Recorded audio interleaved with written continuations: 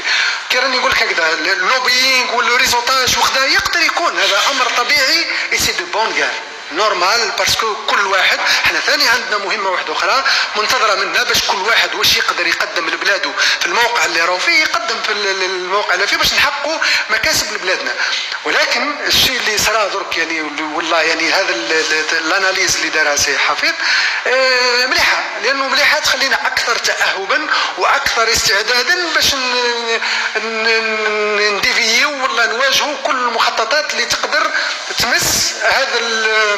احنا درك اذا كان الناس تغلبنا بالملفات مرحبا ما كانش مشكل، يعني اذا كان الناس عندها ملفات اقوى عندها جاهزيه اكثر عندها ماني كما نقولوا.